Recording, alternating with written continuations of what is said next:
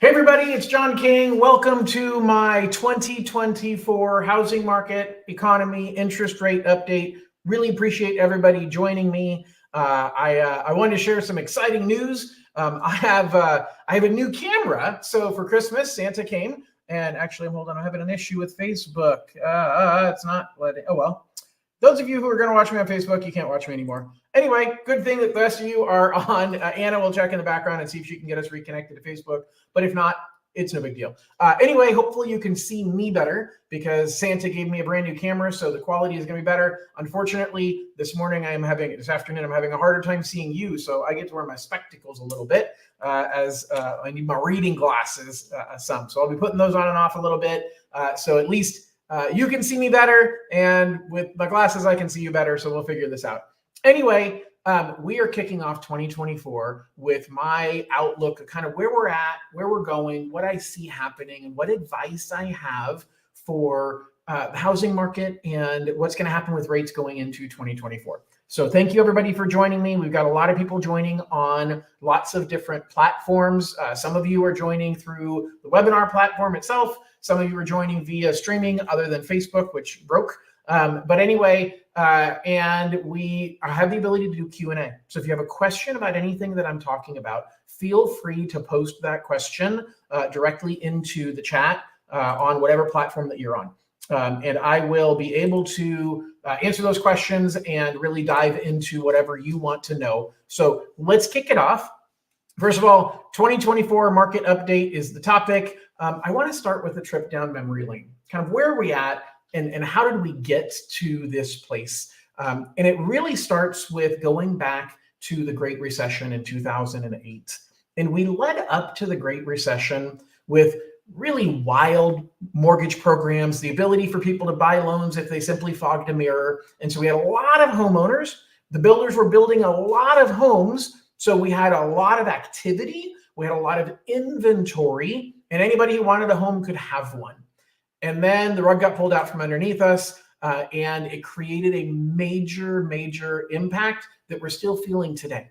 So 2008, builders stopped building, buyers stopped buying. People couldn't buy a home because they had lost their home to foreclosure, and now they've been sitting on the sidelines. Or they've said, you know what, my mom and dad, my aunt and uncle, they lost their home, and I don't think home ownership is a good idea. So a lot of people said, I'm out, I'm not going to buy a home. And so from 2008 to 2015, 2008 to 2015, we had a significant slowdown in the market, and we had slowdown in inventory being built and slowdown in number of buyers. And so it was a pretty even keeled market. And then the market started taking off 2015 to 2020, early 2020. The market was picking up steam. We had something called household formations, which is the number of people every year that move out onto their own. So that could be because they graduated college. That could be because they just got divorced and one household turns into two. Lots of reasons why households are formed. But household formations continued even from 2008 until today. We continue to add. Recent numbers have said about 2 million households are added to the United States every single year. Well, the problem is from 2008 to 2015, we weren't adding any new units to live in, whether that's rental units or ownership units. They just weren't there. And so we didn't care because there weren't many buyers trying to buy. But now we're feeling the hangover of that. 2015 to 2020, buyers started coming back. Activity was picking up. Everybody was happy. 2020, COVID hits. We see interest rates drop significantly, which I'll get into kind of what the impact of that is going forward. But we saw interest rates drop significantly. We saw house prices skyrocket. Why? We saw house prices skyrocket because everybody who had been sitting on the sidelines said, okay, now it's time. I've been waiting. I didn't want to be a homeowner. Now it's time for me to be a homeowner. Well, we saw what happened. 2020 and 2021, house prices took off. We had issues with COVID-related supply chains. Now, this isn't just in housing. This is in the overall economy, that we had not enough goods and a lot of people wanting to buy those goods. And that created a problem with inflation. And so inflation roared its ugly head in early 2022. It became a really big problem.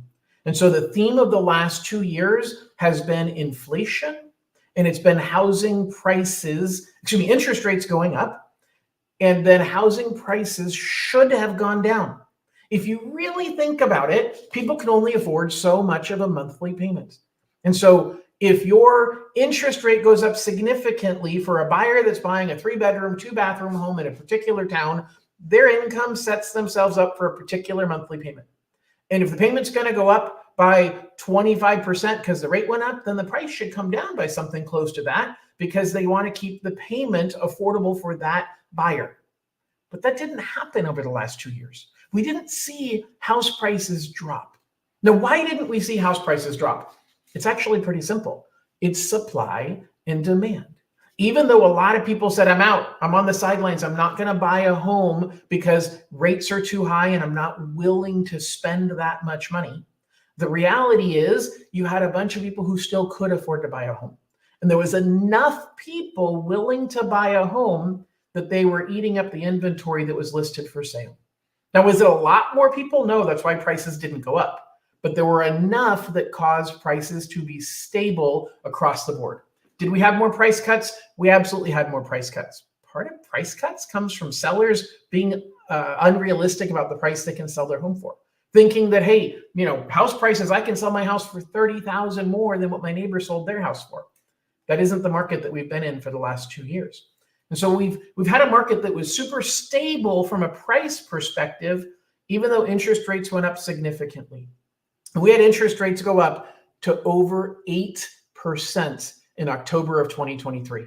So interest rates have gone from 2.5% in 2021 to over 8% in 2023, a significant increase in interest rates, and yet housing prices stayed the same.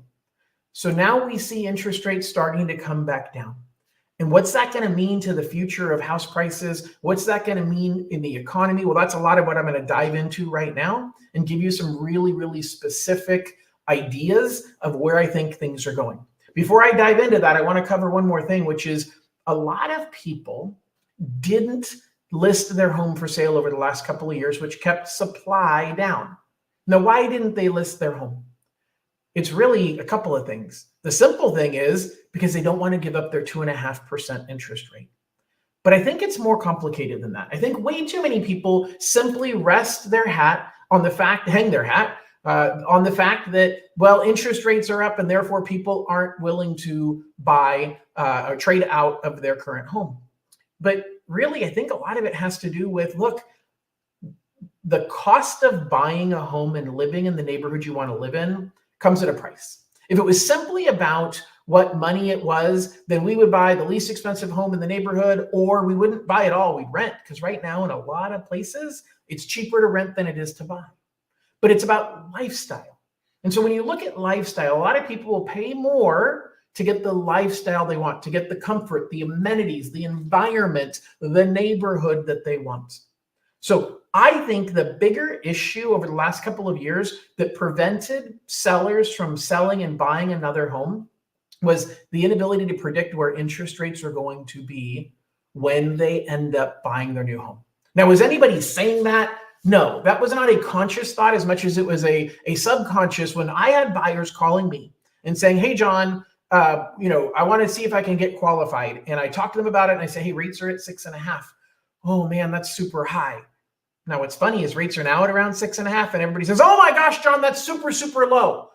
How's that low? It was 6 months ago, 6.5, a year ago, 6.5 was high. Today, you're telling me 6.5 is low. Well, first of all, that's something that's a term called recency bias.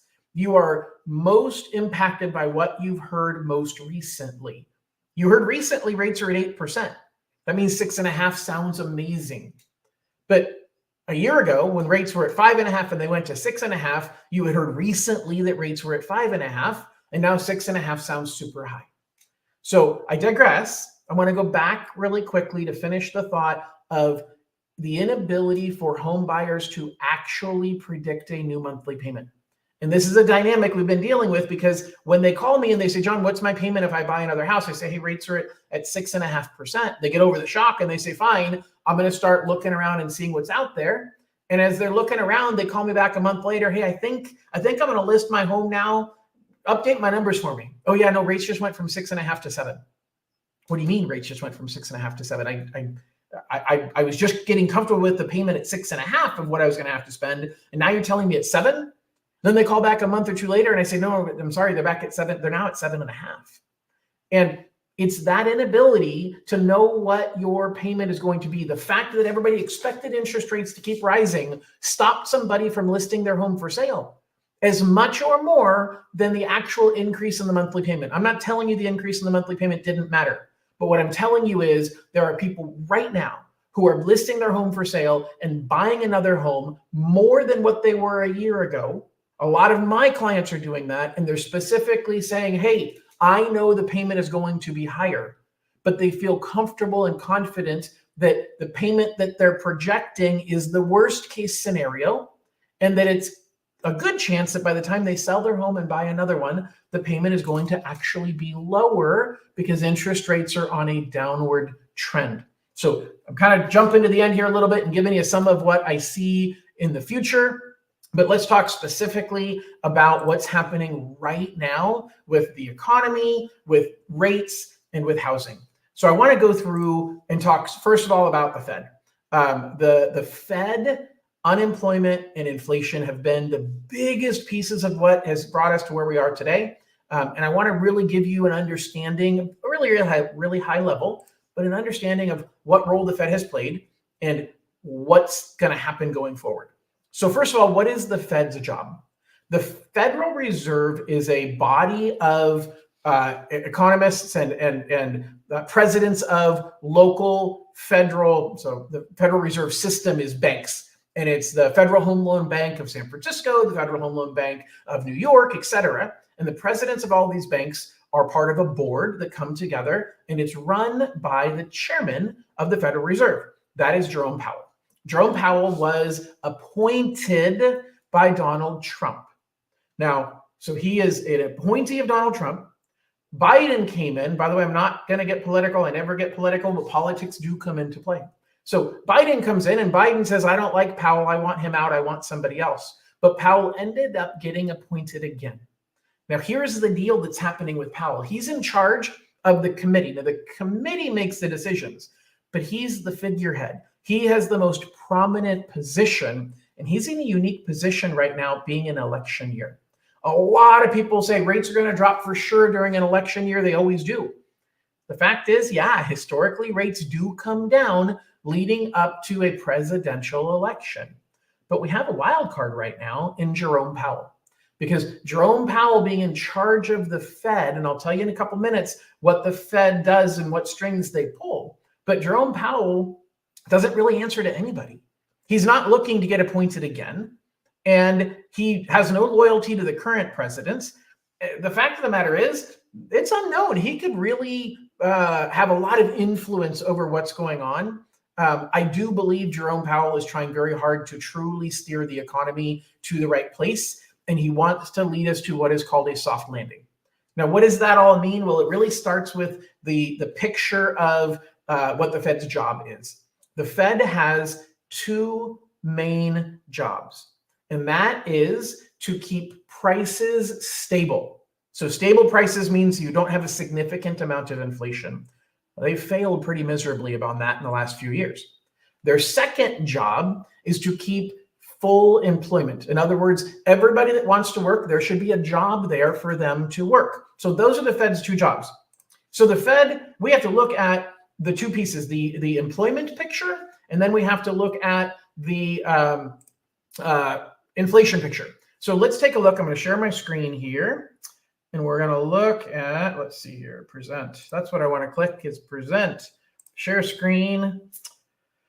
Sure, hold on one second, and I want to share that entire screen right there. All right, we should be sharing right now. Beautiful, you can see it. All right, so this is a picture of the unemployment rate. And the unemployment rate is it's a broken number. We see the unemployment rate come out the first Friday of every single month, and it's been a big market mover. The problem is that it's a guess. It's a swag, a strategic wild ass guess, scientific wild ass guess. It's a guess that is based upon the Bureau of Labor and Statistics doing a random sampling. And they adjust the numbers significantly every single month for prior months. So they come out saying, hey, the jobs are really strong. And then, yeah, but last month our number was overestimated. We're going to revise it down. And 11 of the last 12 months of unemployment numbers have been revised down. In other words, they said in the beginning, oh my gosh, we created a huge number of jobs. Pat ourselves on the back. The economy is doing amazing. And then they come to say a month later, hey, we created another huge number of jobs. But a month ago, when we told you that we had created this many, we actually were wrong. It's this many. But don't pay any attention to that. Only pay attention to the fact that this month we created a huge number of jobs.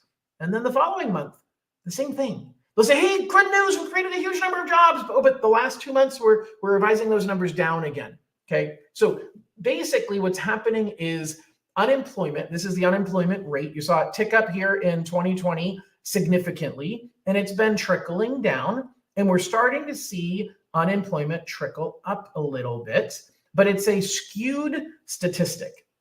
What do I mean when I say it's a skewed statistic? Unemployment is skewed because people lose their jobs when we're in the recession, not as we're leading into it. So there's actually 3 stages to the unemployment picture. The first thing is you see fewer job postings, okay? So if I'm saying, hey, business is really, really good, I've got staff, and I'm certainly not gonna let go of my staff, but I actually need to bring on more staff, and so I'm gonna post for a new job. And then as things start kind of slowing down, you say, yeah, you know what, maybe I'm not gonna post for new jobs. We're seeing the number of job postings decrease, and it's continually dropping. Now, the second shoe to fall is the number of people that are hired. Now, again, if you're already unemployed and you're not hired for a new job, that just means you're still unemployed. But if your number of people that are hired starts decreasing, you still have not increased the unemployment rate because somebody with a job was not fired. But somebody who wanted a job, they decided, you know what, we had a job listing. We're going to go ahead and close that job posting, and we're actually going to decrease the number of people that we're hiring. We were on pace to hire, 200 people a month, and we're going to slow that down, and we're only going to hire 50 people this month. And then next month, maybe we're only going to hire 25. So are they still hiring people? Yes, but they're not hiring at the pace they were hiring before. And so they were posting for a bunch of jobs. They've slowed down the job posting, and now they're just hiring referrals from their best employees. And now we're seeing the hiring numbers decreasing as well. Well, guess what? Those are 2 leading indicators that say that the next shoe to drop is that people are going to start losing their job. I'm not trying to be a doom and gloom person. What I'm saying is the Federal Reserve's job is to keep people fully employed, but they're kind of paying attention to the data when it's a little bit too late. They're paying attention to the unemployment figures. And the other thing that's happening with this data of employment is there's been a significant decrease in the number of hours worked. Now you're gonna, when I tell you the decrease, you're gonna laugh, but there's been a half an hour decrease of the number of hours worked across the board, across the United States. And you'd say, John, what's the big deal? So basically went from 34 hours, average hours worked, to 33 and a half. But when you multiply that by the millions of people that are working, that is a significant amount of lost jobs, except instead of firing somebody, you're just reducing their hours a little bit. You're taking them from full-time to part-time. These are things that don't show up very readily in the data that people are looking at. But I got to tell you, the economy is not as strong as some of the media outlets might lead you to believe. I don't think it's doom and gloom, but I think that the Fed's trying to say, hey, we want to bring down inflation, and I'll explain inflation in just a second. We're going to bring down inflation, but we don't want to cause unemployment to go up. And the perfect soft landing is to do both, bring down inflation without unemployment shooting up. And I'm telling you, their unemployment is ready to start moving up. And unemployment going up will cause the Federal Reserve to lower interest rates. So let's back up for a second. Let's talk about why did the Fed raise interest rates? And it's all about inflation. So if we look at inflation, and let me share back here again. So if we look at inflation, what we're seeing is, there we go, let's make this bigger. Okay, so what we're seeing, this chart right here, probably should zoom into it a little bit. Beautiful. Okay, so this is showing inflation going back from 2003.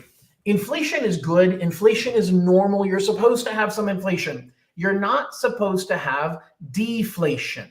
So people say, John, we've had the price of stuff go up so much. In early 2022, we had inflation at 9%. Okay, huge amount of inflation. That everything I'm buying went up significantly. And now you're saying, oh, awesome, now prices are coming down. No, they're not. Prices, the only time prices have gone down is in the last 20 years, is right here in 2008. That's called deflation. Otherwise, what you're looking at is the amount of increase is the new starting number and saying, now, did we increase from there? So if gas goes from $3 a gallon to $4, then they say, okay, that was $1 a gallon increase or 33%.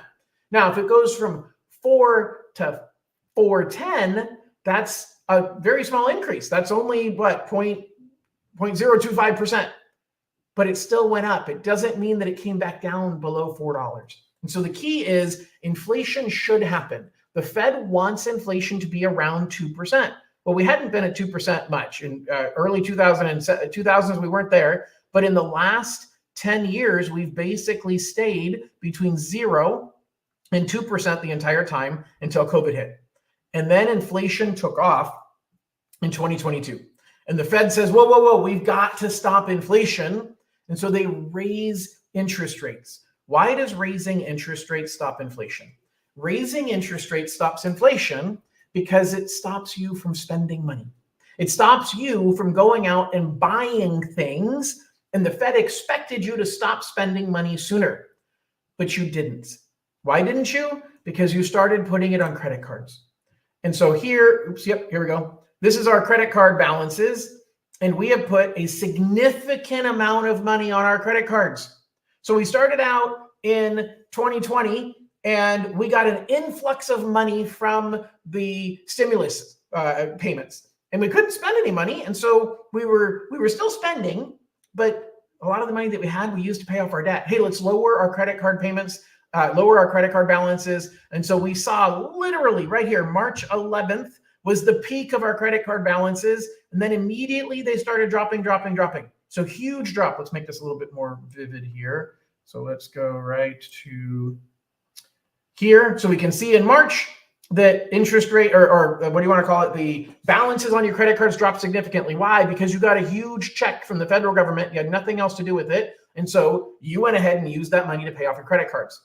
And you kept paying down your credit cards and you kept paying down your credit cards for about a year. And then you ran out of the stimulus money. You ran out of the money that you had sitting in the bank that you'd been receiving and using to spend like a drunken sailor. And so then you started using your credit cards to spend. And so let's make this a little bit bigger. And so you started using your credit cards to spend right here.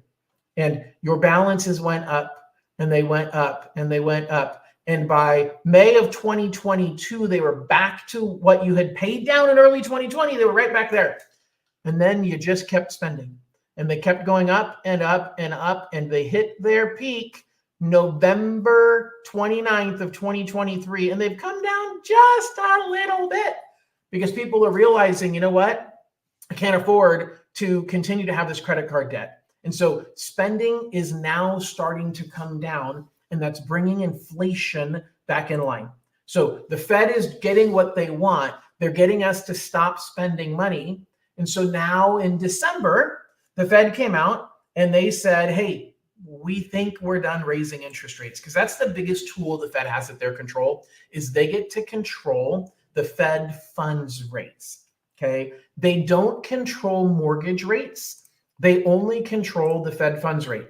So what does the Fed funds rate really mean? The Fed funds rate is the amount of money that a bank pays to borrow money from the federal government for one day.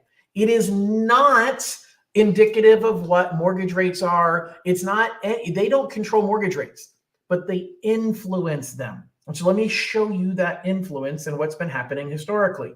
So what's happening is, and let's go this way. Nope, let's make it this one. Beautiful. So what you're seeing here is the green line is the Fed funds rate. Okay. The blue line is the 10-year treasury. That is the debt that the federal government issues that people borrow. The federal government is borrowing money from Wall Street, from all of us. The red line is the 30-year mortgage rates. Okay, so let me move my thing off the side here. So what you're seeing is you see that the Fed funds rate goes up, and then the 10-year treasury goes up, and mortgage rates go up. Fed funds rate comes down, 10-year treasury comes down, mortgage rates come down. But what you see sometimes is you see that the Fed funds rate doesn't move as quickly as everything else. Like right here, so this was back in I'm way off here. I'm in 1997. Let's shoot forward here. All right, beautiful. So what we saw here is the Fed funds rate was going up in 2004, in 2005, and the 10-year treasury and mortgage rates didn't go up that much because it was temporary, and it came right back down, but they moved in a similar direction. We're seeing the same thing right now. The Fed funds rate went up significantly. It actually went above the 10-year treasury. Mortgage rates moved up at the same time. I wish I could get rid of this little floating thingy. Mortgage rates went up at the same time. And so what you're noticing, I want you to pay attention to the gap between the red line and the blue line. So if we were to look right here in 2022, that gap between the red line and the blue line, again, I hate this little floating thingy, but the gap here between the red line and the blue line, that's called the spread between what an investor would make in interest if they invested in a treasury bond compared to what an investor would earn in interest if they invested in a mortgage bond.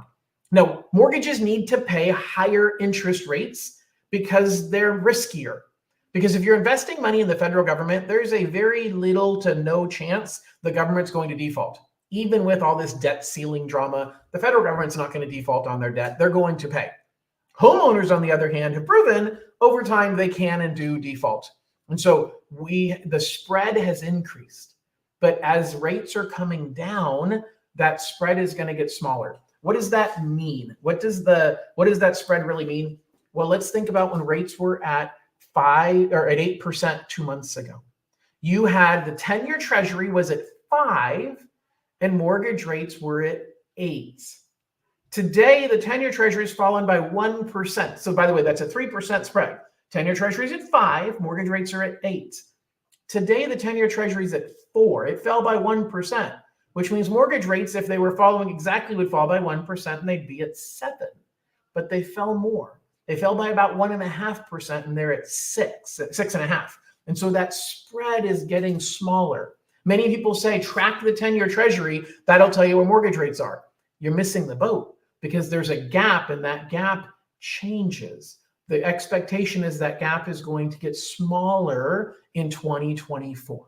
So we might see the 10-year treasury drop to as low as 3%, which means mortgage rates, if they stayed with the same gap, would drop down to 5.5%.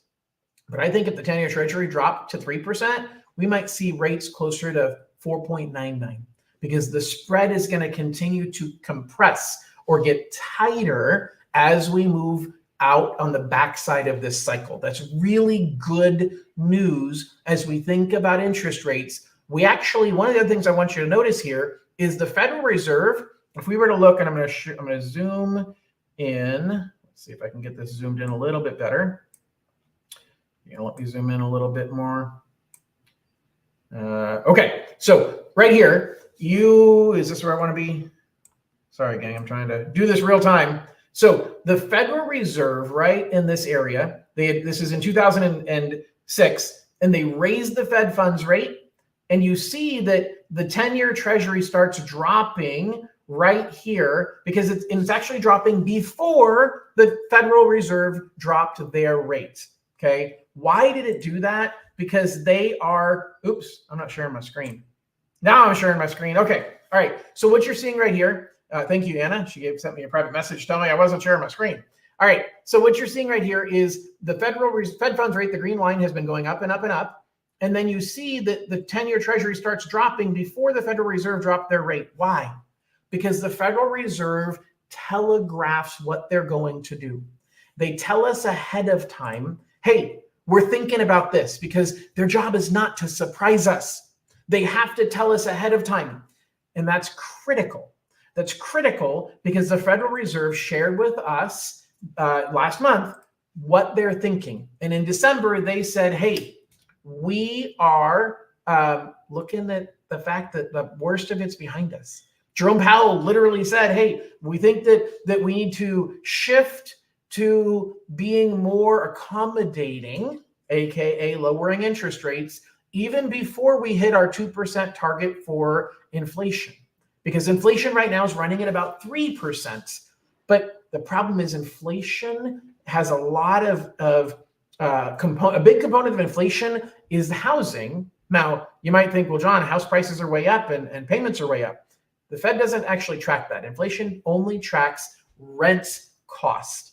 And rent cost, you only renew once a year. And so the most recent data says rents have started to come down some. The Federal Reserve just last month said, you know what, we're paying more attention to the most recent 6-month trend than we are the 1-year average. And so the most recent 6-month trend of inflation has inflation at 0.9% over the last 6 months. In other words, about 1.8% if it stayed at that level. The Fed has actually already accomplished their goal of getting inflation to 2%. It just doesn't say it yet because it's got historical data in there that goes back a year. Why does that matter?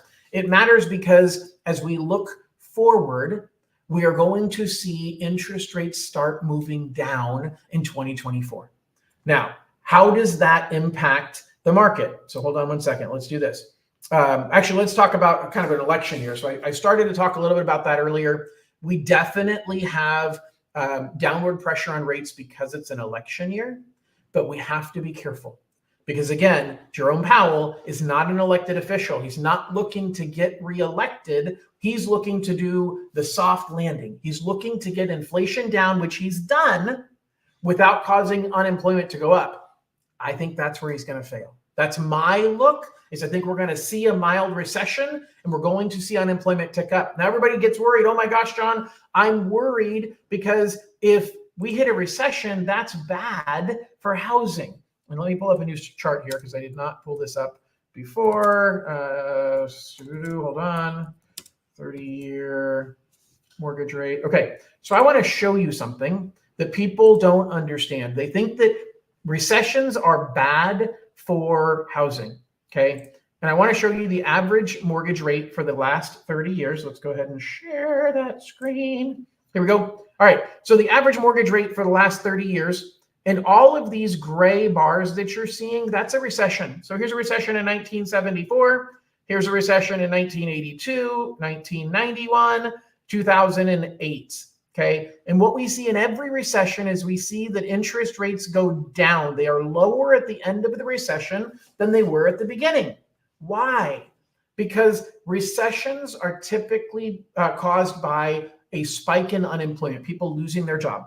The Federal Reserve will decrease interest rates in order to get people to spend money because it's cheaper to spend them. You have a lower cost of borrowing money, so companies will invest in future technology, creating a new building, and to do that, they need to hire people. So they will hire people in order to spend the money that they get at super low interest rates. And so every recession, interest rates have ended lower than they started the recession. But I want to show you one more thing here, which is the median home price in the United States. So let's put this guy up here. And once again, everybody says, oh my gosh, housing is bad for, recessions are bad for housing. And that is very, very, very true in the most recent recession that we had, major recession we had, which was in 2008. Because housing prices started here and they dropped. But that recession was caused by housing. Okay. Every other recession, we have house prices coming out of the recession higher than they started. House prices started here, they come out higher. House prices start here, they come out higher. Every recession, house prices started here, they come out higher. Every recession except 2008, house prices were higher at the end of the recession than the beginning. So it is a problem for the person who lost their job. Okay. If you lost your job, you're going to have a hard time making your mortgage payment. You're going to have a hard time benefiting from the increase in house prices. I understand that, and I have a huge amount of sympathy. But the reality is right now, 3.5% of the population that wants to work is out of work. Okay. That means that 96.5% of the population is working. They are worried that unemployment can tick up to 5 or 6%. That means that you still have 93, 94, 95% of the population is still working. So the majority of the population is working. The Federal Reserve is going to lower interest rates, which will lead to lower mortgage rates. And that will help homeowners who own a home be able to refinance and get a lower interest rate. The biggest question is when. The election year is going to be a big part of this. Again, historically, we've always seen interest rates drop during an election year. But this one, again, has some unique factors that we're leading into, but I still think we're going to see interest rates drop. Okay. So we talked about how the Fed impacts mortgage rates. Let's talk about some mortgage rate predictions for the coming year. Okay. So what we're looking at here, hold on one second. All right. So I want to make sure here we go. This is what I'm looking for. Mortgage rate predictions for the coming year. And let's share this. So this data comes from Fannie Mae, the Mortgage Bankers Association, and Wells Fargo. This information came out over the last couple of months. And what they're looking at is essentially saying, hey, we expect that interest rates are going to fall. Everybody thinks we hit the peak for sure in late 2023. You've got Fannie Mae saying, hey, by middle of 2024, we expect to be about 6.6. Well, Fannie Mae expected the first quarter, we were going to be at 7. Gang, we're already at 6.5. Here we got Wells Fargo saying we're going to be at 6.85%. And the same thing with Mortgage Bankers Association. We're already there. So now they're saying, hey, by the third quarter, they're thinking low 6s. We're not far from that, and we're already here. So I think the second half of the year, everybody is showing the second half of the year, we're going to see rates trending down even more. We're seeing rates trend down faster because most of these predictions were made before the Federal Reserve came out with what's called their dot plot. And this is the key thing that they shared with us in December. This is the Federal Reserve saying, hey, here's where rates are right now. And so everybody's looking at dates. In 2023, we see rates staying right here at the 5.5. Everybody saw that because guess what? This was the last meeting in 2023. It didn't take a rocket scientist to say, yep, rates are going to be at 5.5. But now everybody's saying, what do we see in 2024? And in 2024, you have two people at the Federal Reserve saying they're going to stay the same. One that said 5.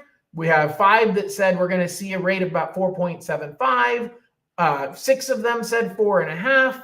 And 4 of them said 4.25. One person on the Federal Reserve said we expect to drop interest rates by 1.5 to 1.75% in the next 12 months. So when you hear the news, the memes, the stuff on social media that says interest rates Fed's going to cut interest rates 3 times this year, it's because of this chart. Because the Fed's not telling us how many times they're going to drop it. The Fed is projecting, and we have the majority of the people that are projecting saying we expect rates to be around 1, 2, 3 clicks, 3 0.25% below where they're at today. Some people are saying, oh, there could be 6 rate drops in 2024. Well, how do they say that? Because you got 1, 2, 3, 4, 5, 6. You have one person saying, I think rates are going to drop 6 times in 2024. So the person who wanted to have the most extreme post that they're telling you, hey, this is what's going to happen and I predict it. Well, that's because they're taking one of the Federal Reserve chair people into their prediction. But look what they're all saying in 2025. They're all pushing rates lower. Only one person still thinks rates are going to be where they are. The majority are saying, no, we're looking at about 2% lower in 2025. Now, I want you to think about that for a second. The Federal Reserve is saying they expect interest rates to be 2% lower in 2025 than where they are right now. And right now, we're at 6.5. That means that if the spread stayed the same, we'd be at 4.5. And if the spread got better, we could be below 4% in 2025. Okay. Is that going to happen? I'm not telling you for sure. I'll be the first to say, I told you guys a year ago that I expected interest rates to be back down in the 5s by summer of 2023. I was wrong. I was very, very wrong. Now, we're all predicting the future. I study this stuff. I listen to a lot of smart people, but the fact of the matter is nobody knows. There's wild cards that are going to come out. So you have to take all of this with a grain of salt. But the smartest people who are running the Federal Reserve are all saying they expect interest rates to be down significantly. And I just lost my camera. Okay, hold on 1 second, guys. My brand new wonderful camera that I got just went dead. I hope the power's not out. Oh, good. Okay, maybe it's going to work now. Okay. So hopefully I'm back up and running. I am back up and running. All right, let's figure out why that happened later. And make sure that doesn't happen again. I'm sure there's a setting on the camera that I didn't turn off. So anyway, you've got the Federal Reserve that is telling us, look, we expect interest rates to drop. And I'm going to show this to you one more time because I want you to really pay attention. Let's make this even bigger. And if you can get rid of that banner at the top, I'd appreciate it. You've got the Federal Reserve right here is saying, hey, in 2026, we expect the Fed funds rate to be around 2.5%. That's 3% lower than it is today. Okay. In 2 years, they expect the Fed funds rate to be 3% lower than it is today. If the spreads stay the same, that is theoretically predicting an interest rate 3% lower than it is right now, which is basically a 3.5% interest rate. Now, when is that going to happen? Is it going to happen for sure? I don't know. But what I will tell you is the people who say rates are going to keep going up, this is unsustainable, we'll never see rates in the 3s again. You've got the Federal Reserve putting in writing that they expect rates in a year from now, 2 years from now, in 2026, that they expect interest rates to be 3% lower than they are today. That's a big sign of saying, this is the peak. This is the new norm, the new range. Do I expect us to get back in the 2s? I don't. I think that we got there because of what happened with COVID, and I don't expect that trend to repeat itself. I think that we saw rates as low as 3.25 pre-COVID, and I think that's the lowest we're going to see them going forward. The question is when. All right. So let's see here. What is that going to mean for the housing market and house prices? Guys, here's the problem. Interest rates are going to come down, and that's going to bring more buyers in from the sidelines. And that is going to mean more competition. It is unfortunately looking like it's going to be a repeat of some of the factors we saw in 2020 and 2021. We're going to see lots of people bidding for too few homes, and there's not a lot of immediate term solutions. I'll explain to you in a couple minutes what some of the solutions that I think are going to happen, but we are going to have an inventory issue. We have an inventory issue right now, and we're going to continue having an inventory issue. Okay. And people are saying, John, house prices have to drop because this is not sustainable. People cannot afford to make the payments on these houses today. And I got to tell you, you got the math all wrong. Okay. People have, there's a chart I'm going to show you in a second that talks about the percentage of mortgage payment compared to your disposable income. What's been happening is in 2012, we hit the lowest of house prices, and prices have been going up since then, but so have your incomes. And interest rates from 2012 were dropping. So you had house prices going up and you had interest rates dropping. And so the payments were staying the same or going lower, but your incomes kept going up. And so you kept having income go higher and higher and higher, and your mortgage payment didn't stay the same. Well, now it's starting to catch up, but we're still very, very low when it comes to the percentage of the amount of our income that we're paying towards our debt. So what you're looking at here, did my camera just go dead again? Oh, no, it didn't. I thought I had it plugged in. I am really upset right now because I feel like it's not charged. This is not going to be a good way to end my wonderful webinar here, but might have to go with my backup plan. Hold on, let's see there. My backup plan, I might have to go get my other camera. Anyway, we might go camera-less for the rest of this, but all right, hopefully that doesn't go dead again. So what we're looking at here, I have a feeling it's probably going to go dead again. What we're looking at here is we're looking at the peak of your mortgage payment as a percent of disposable income, and it's gone down since 2008 because house prices dropped. And then even though house prices started going up in 2012, so here we saw a little bit of a bump up because house prices started going up, we saw interest rates start coming down and down and down and down and down. And then in 2021, we hit the bottom. And now we're seeing this go back up. But there's still a lot of room. The other way to look at this is the fact that you've got a debt to income percentage. So let me give you a simple explanation here. If we're going to use super simple numbers, if you've got a house payment of $1,000 a month, then somebody has to earn $4,000 a month to afford that because half their money goes to taxes and they can only spend half of their income towards their house payment at the maximum. And so they have to make $4,000 in order to afford a $1,000 a month payment. But what if that payment went up to $1,400? That's a 40% increase in your monthly payment. So people say, oh my gosh, nobody can afford that because your income has to go up by 40%. No, it doesn't. Your income only has to go up by $400 to afford that payment, and you're currently making $4,000. Therefore, you only need a 10% increase in income to afford a 40% increase in your house payment. That is critical to understand how the housing market has stayed strong and how people can still sustain these prices. The people that say the housing market's going to crash because this is not sustainable miss the point that people have to have somewhere to live. You can't just sell your house and live on the street. You're not going to go home tonight and say, hey, honey, the housing market's going to crash. I think prices are overinflated. I'm going to sell, pack up the stuff, or moving into a tent in the woods. It's not going to happen. You can do that with your stock. You can sell your stock and say, you know what? I'm selling the stock. I don't need to own Tesla. So I'm selling my stock and getting out.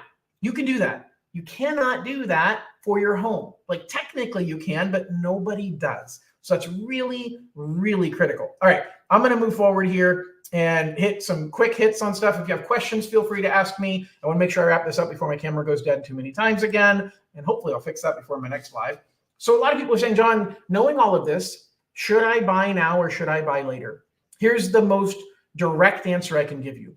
If you wait to buy, interest rates are going to be lower. Prices are going to be higher. Interest rates do have a bigger impact on your payment than prices. So will you have a lower payment a year from now if you waited to buy? Probably. That's the truth. If you wait, you'll probably have a lower monthly payment, but you're going to have a harder time getting an offer accepted on a home, especially if you're a low down payment buyer. Because think back to 2020 and 2021. They wanted, the buyers there had to be the cleanest of buyers. You had to have a bunch of extra cash to cover the over asking price in case the appraisal didn't come in. You also needed, you were in competition with so many other people and with cash buyers that your small down payment buyers, your buyers that needed seller credits, they had a really hard time. And you literally need to be willing to spend extra cash out of your pocket to buy the home over the appraised value without having inspections on the home, without having an appraisal done on the home. So many things you had to do. And so if you wait to buy, first of all, you might not be able to get an offer accepted on a home. Secondly, you will pay more for that home because the price is going to be higher. Now, your payment might be less than what you're going to pay today. But if you buy today's prices, you can refinance at that point when interest rates go down. Now, what if I'm wrong and interest rates don't go down? Here goes the camera again. All right, what if I'm wrong and interest rates don't go down?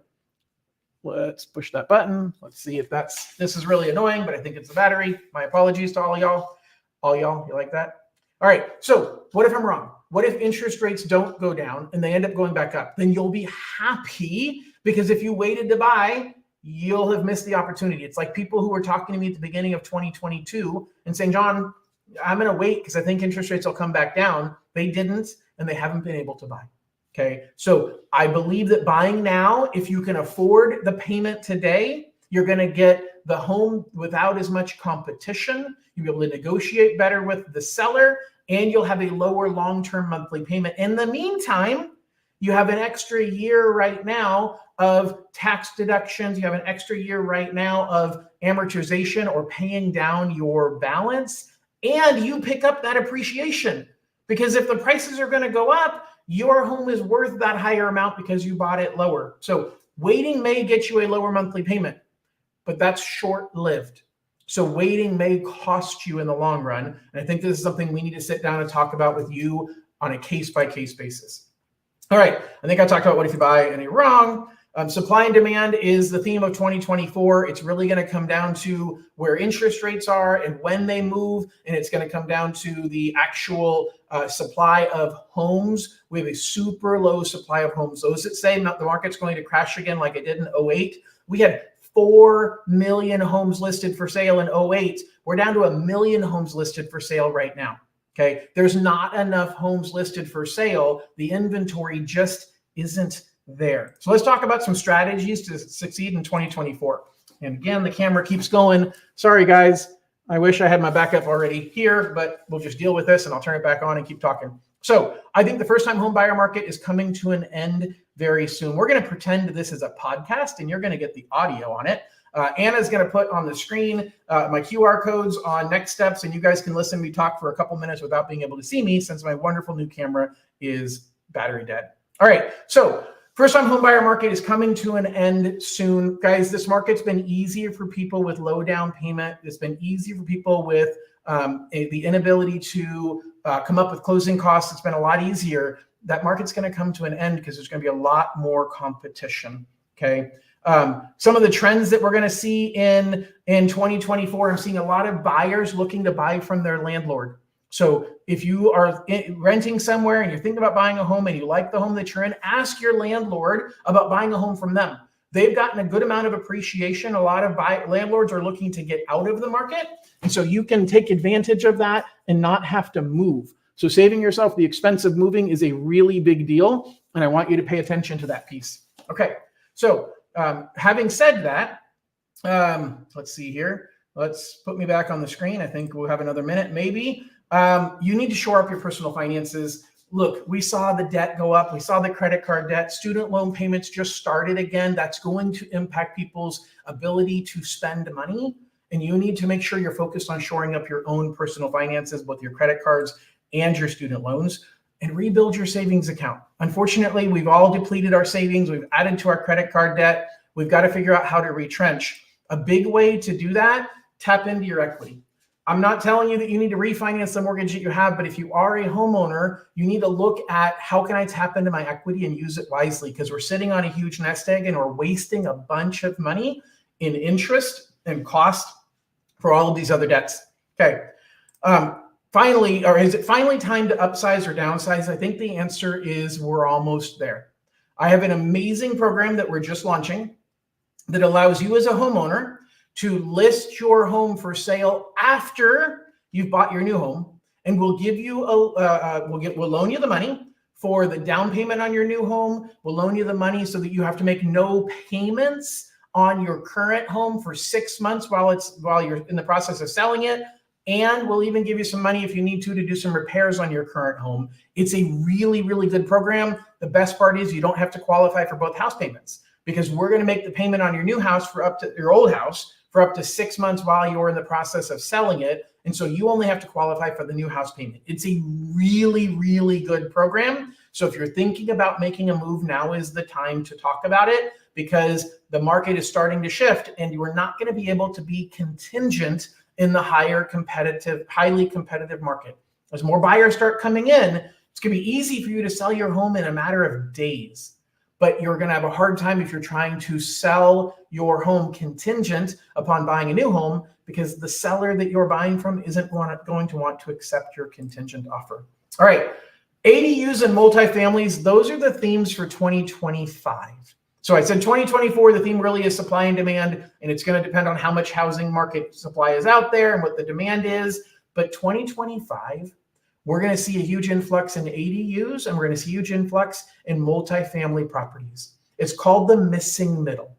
The missing middle is already an initiative that's been in place for the last few years, but it's picking up a lot of steam at the federal, at the state, and at the local levels. And the focus of the missing middle is to help make more homes in existing neighborhoods. Now, that means putting an ADU in the backyard. It means remodeling a home and converting it from a single family to a duplex. It means infill, empty lots that are going to be 3 or 4 or 6 unit properties. Now, a lot of people might be in the NIMBY thought processes, not in my backyard. I don't want that. But the truth is, that's the only way you fix the housing issue. It's the only way. We can't keep spreading out and building homes further and further and further away. We have to figure out, how do we get homes within a reasonable distance of jobs and within a reasonable distance of transit? Okay, so that's critical. All right, I did say, by the way, guys, if you have any questions, feel free to post them. And I do have a question right here. Bonna had a question. Is there minimum equity required for this program? So I know she's talking about the program where you can buy a home. I can cover the cost of your payment on your new home or your existing home. There is a minimum amount of equity, Bonna. I don't have all of the numbers. It's not. I do have a video about it, and I can share it with you. So email me, and I'll tell you about it. As a matter of fact, on this screen, Anna's going to pull up my screen with QR codes, and you'll click the one on the far right, Explore Zero Down Options. We're going to put on that page later today a link to the information about the program where you can. It's our bridge loan program. Okay, and so on there it's basically buying a new home with 0 down when you own an existing home by taking a bridge loan out of your current home. So yes, there is a certain amount of equity required for the program, but anybody who's bought over 2 or 3 years ago is likely to be eligible without much of an issue. All right, so 20 again, guys, if you have other questions, will be a couple more minutes before we wrap up. So feel free to post a question right now if you have any. Units. I tell you, it's a 2025 theme. That's the next market. We're in a transition market in 2024. But if you're in a position where you own land, where you're in a position where you have a big backyard, now is the time to start thinking about, should I build an ADU back there? If you're thinking about remodeling, maybe you're looking at putting an extra unit on there, the guidelines are going to become a whole lot easier when it comes to meeting state and local regulations. So it's something to keep in the back of your mind. All right, the final thing about this year is I think that we're going to see a lot more non-traditional mortgage products. Now, it's kind of scary, honestly, because this is coming out of the woodwork because mortgage companies haven't been profitable. And when we're not profitable, we're looking for other ways to gain profit. And we had this problem back in the early 2000s when the mortgage industry said, you know what? We need to make more money. We need to find a way. So we're going to make it easier and easier for people to buy homes. And we're starting to kind of go that direction. We've been going that direction for the last few years. I think there's value in a lot of these programs if used correctly. My fear is they might be used incorrectly. But I see so many more people buying homes right now using some of these programs where maybe you can't prove your income because your taxes don't look so good, but you're buying an investment property. I've got a client right now buying a 5-unit investment property. Okay, so basically it's commercial loans, but we can do commercial now up to 8 units, and I don't have to prove any of his income. As long as the rent from the 5 units covers his mortgage payment, he qualifies. He's got good credit. He's got a good amount of savings. I don't need to see his taxes. This guy owns a business and doesn't have a lot of profit because he wants to minimize how much money he's reporting to the IRS. There goes the camera again. So these products are really going to be more and more popular. Anna's going to put the QR code on the screen and get rid of my little box. I'm going to wrap up with this, guys. If you have any questions for me, let's schedule a time to talk. So the first QR code on the left is you can access my calendar. Use this anytime. I'm not available anytime. You can go here anytime, and you can access my calendar and schedule a time for us to meet up to 2 weeks out. So absolutely, if you have questions, you want to talk about things, let's schedule a time in my calendar. The middle one is if you want to start the application process. If you're like, hey, I want to figure out what my options are and where I can go from here, then click that one or scan that one. And the far right one is the landing page for our 0 down options, including California Dream for All. The California Dream for All program is launching again in March. It is the best down payment assistance program I've ever seen. We have a preview webinar this Monday night, the 15th, It is going to be from 7 to 8 p.m. If you scan the QR code on the right for Explore Zero Down options, one of the links on there you will see is to register for the webinar on the 15th. This is for consumers. It's for real estate agents. And so please, please, please share that information, share that link so people can join us on the 15th and learn about this amazing down payment assistance program. Loretta, you said, I apologize you received the link too late. Yes, it's recorded. It's actually on my YouTube channel. So if you go to John Lone King, search John Lone King on YouTube, you can find this under live streams because it's literally being streamed there right now and you can watch it from the beginning. If you can't find it there, let us know and we can send you a recorded link because we did record it. Everybody, I really appreciate your time. I planned on this taking an hour and I'm right on the hour. I hope my camera looked really good. I just got to figure out how to keep it charged. I did plug it in for the record, but for whatever reason, I guess I didn't do a correct setting. Anyway, I really appreciate you all joining me. Again, next Monday night, Dream for All webinar. Other than that, please share my contact information, tell a friend. I am not a nonprofit organization. I give out this information in order to help you make good decisions and hopefully earn your trust to be your mortgage guy. So everybody, I appreciate your time. Have a great week and we'll talk to you soon. Bye-bye.